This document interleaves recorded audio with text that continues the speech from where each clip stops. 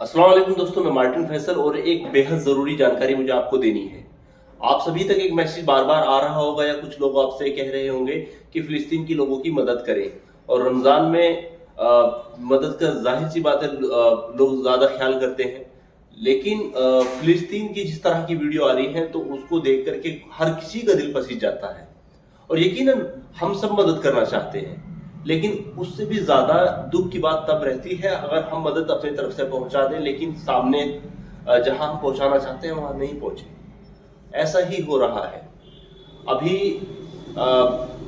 फिलिस्तीन की एम्बेसी में के लिए पैसा काफी इकट्ठा किया जा रहा है। ज्यादातर मामला जो है वो नासमझी में हो रहा है क्योंकि कोई इसकी डिटेल में नहीं पहुंच रहा है कि वो चीज इतनी पहुंच पाएगी या नहीं। लेकिन नासमझी में बहुत पैसा लोग अपनी तरफ से दे रहे हैं। उनका देना उनके जज्बात की कद्र है, लेकिन अगर वो चीज ना पहुंचे तो यकीनन उनकी मेहनत बिल्कुल जाया। मैं आपको एक एग्जांपल के जरिए इस चीज को समझाता हूँ। कतर, ओमान, मलेशिया, दुबई जैसी बहुत सारी कंट्रीज हैं जो बहुत अच्छे तरीके से फिलिस्तीन जैसे मुल्क की मदद कर सकते हैं। खुद कतर ने जब तुर्की के अंदर भूकंप आया था तो उसकी काफी मदद की थी। चलो एक बार को ये मान लिया कि वहां की हुकूमतें बेकार हैं, वो नहीं मदद करना चाहती, तो क्या वहां के अवाम जो है वो भी तो मदद कर सकती है, वो भी तो कर रही होगी। तो क्या वो एम्बेसी में वो नहीं पहुंचा सकते? और अगर वो पहुंचा रहे हैं और नाकाफी है तो क्या इतने दिन से जो ये सिलसिला चल रहा है तो क्या अभी भी उन लोगों को घास की रोटी खानी पड़ती? ये तो मैंने कुछ 4 मुस्लिम मुल्कों के नाम बताए, उसमें तुर्की भी है फिर और 56 मुल्क हैं जहां से और मदद पहुंच सकती है या पहुंचती है या पहुंचाने का प्रयास होता है।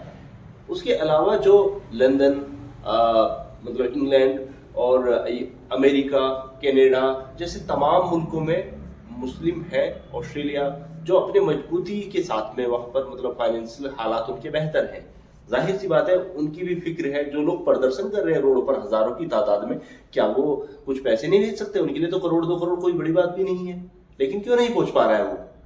रीजन इसका साफ है कि वहां एम्बेसी में भेजने का कोई मतलब नहीं है, जो कि अधीन है इजरायली गवर्नमेंट के।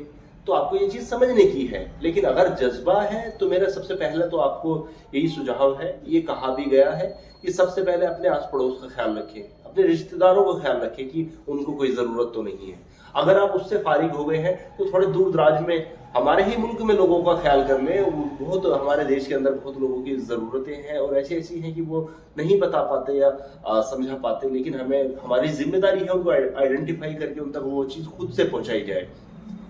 अगर आप उससे भी फारिग हैं तो सबसे बेहतर है इस पैसे को आपके ज़कात, इमदाद और जिस तरीके की आप खर्च करना चाहते हैं उसको आप जो है तालीम पर खर्च करें, एजुकेशन पर खर्च करें, स्किल्स पर खर्च करें, ताकि लोगों को रोजगार में आसानी रहे।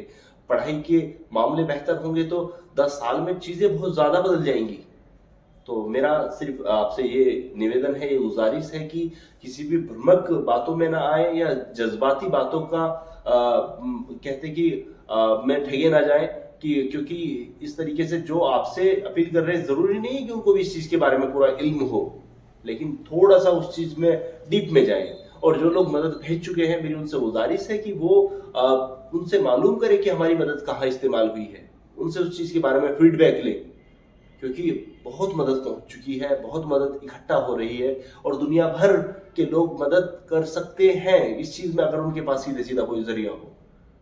अभी सबसे जरूरी चीज है उनके लिए दुआ करें और मदद वहां पर करें जहां पर आपकी मदद पहुंच जाए, वहां सीधे सीधे हेल्प हो।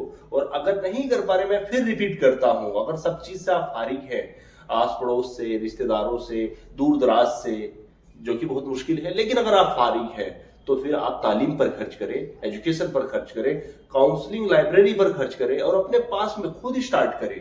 कोई भी जरूरत है, अगर आपको कोई भी मुश्किल है या पूछना है, आप हमसे पूछिए। उस चीज पर हम काम कर रहे हैं। हम आपको हम जरूरत पड़ेगी तो वहां आकर के वक्त भी देंगे, आपकी चीजों को आसान भी करेंगे, लेकिन बिल्कुल आपके जज्बातों का गलत तरीके से इस्तेमाल मत होने दीजिए। बहुत बहुत